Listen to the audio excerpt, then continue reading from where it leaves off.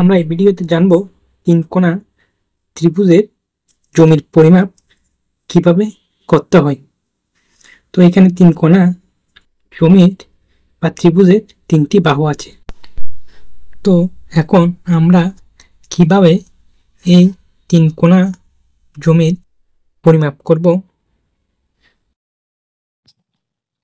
এবং এই তিনটি বাহু আমরা দেখতে পাচ্ছি অসমান, যার কারণে এটা বিষম ত্রিভুজ এবং এর তিনটি বাহুই ভিন্ন হওয়ায় এটার নাম হলো বিষম ত্রিভুজ, বিষম বাহু ত্রিভুজ।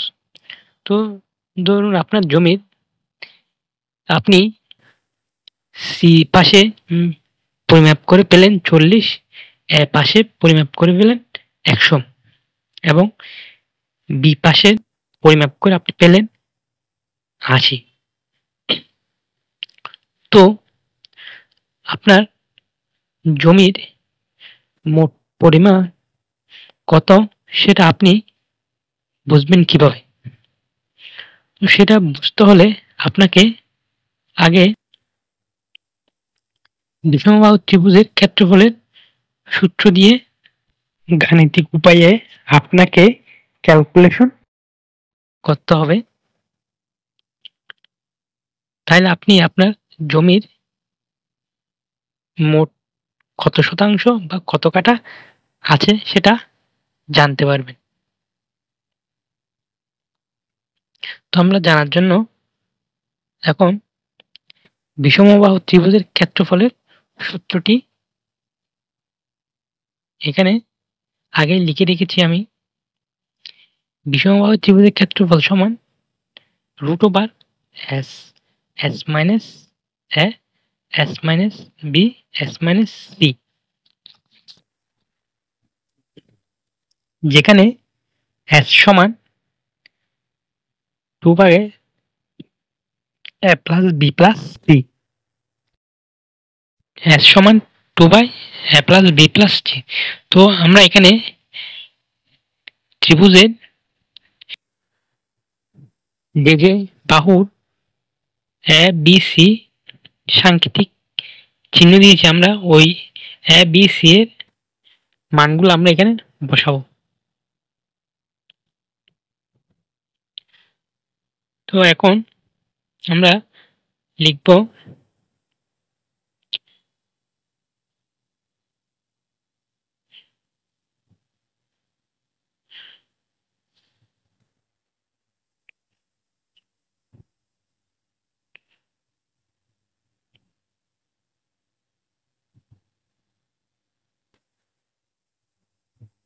এক 100 সমান a, 80 সমান b এবং c সমান 40। a সমান 100, b সমান 80 এবং c সমান 40। আমরা এখন a b c এর মানগুলো বসিয়ে দেব।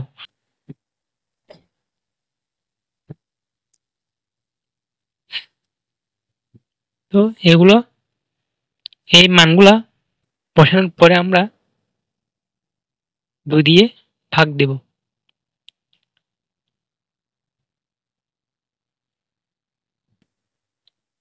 এখন আমরা বসাবো প্রথমে a সমান 100, a সমান 100 প্লাস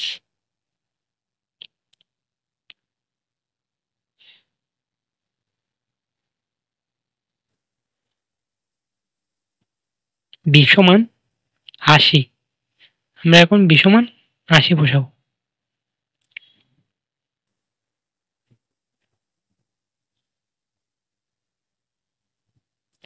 এখন c সমান 40 বসাবো।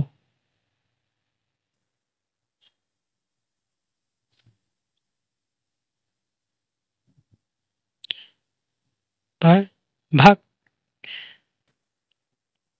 100 প্লাস 80 প্লাস 40/2। তো আমরা এখন 2 দিয়ে ভাগ দিব BC এর মানগুলো যোগ করে।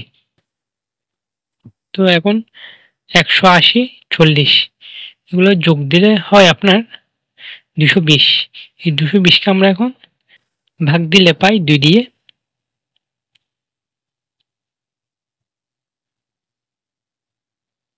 110।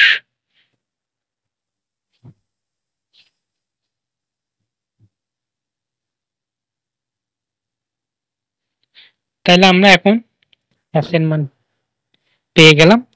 s এর মান হচ্ছে s সমান 110।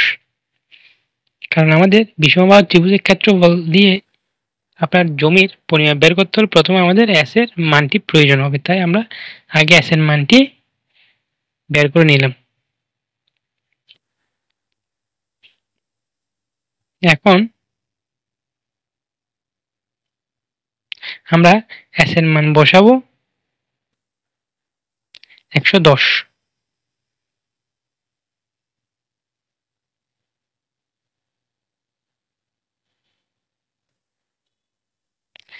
s সমান 110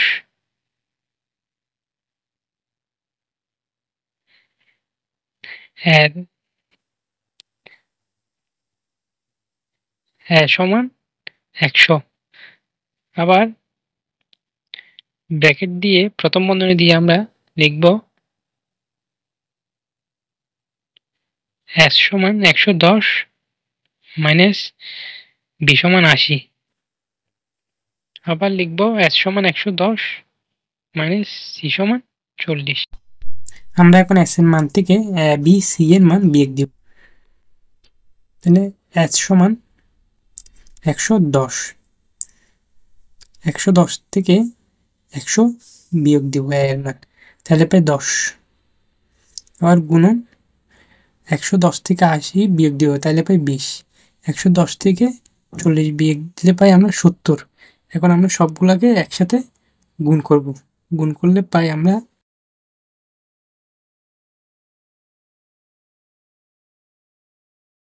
এখন আমরা সবগুলোকে গুণ করে পাই 15,40,000। 110 10 20 70 গুণ করে পাই আমরা 15,40,000।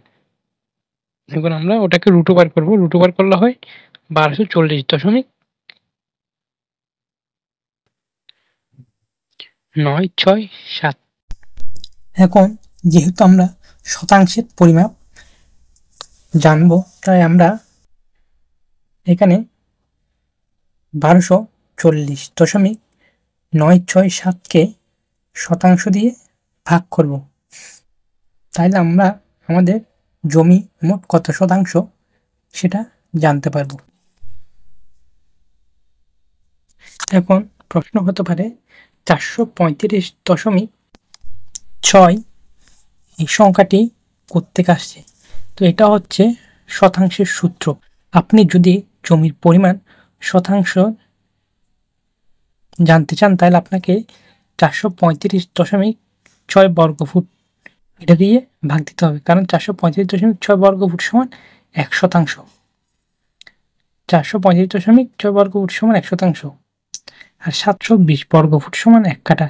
যদি কাঠার পরিমাপ জানতে চান তাহলে 720 দিয়ে ভাগ দিবেন, আর শতাংশের পরিমাণ জানতে চান তাহলে 435.6 দিয়ে আপনি ভাগ দিবেন।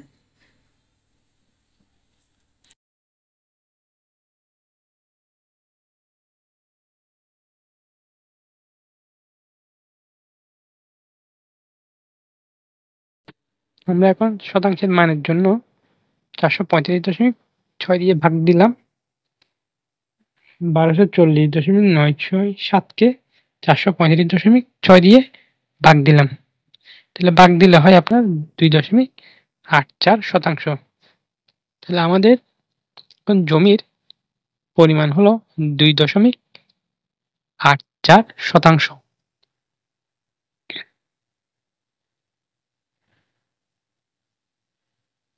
আর যদি আমরা কাটাই পরিমাপ করতে চাই তাহলে আমরা উপরে 1240.967কে আমি অবশ্য 1240 লিখছি, দশমিকের পরের 967 সংখ্যাটি বসানো হয় নাই। এই যে 720 বর্গফুট সমান 1 কাঠা।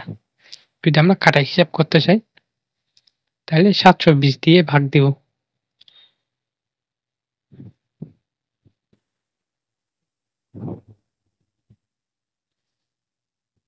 1240 ভাগ 720।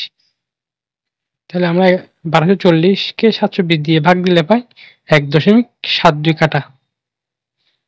তাহলে আমাদের জমির পরিমাণ ওইখানে কাঠা হিসাব করলে 1.72 কাঠা, আর শতাংশ হিসাব করলে 2.84 শতাংশ। এভাবে আমরা জমি পরিমাপ করব।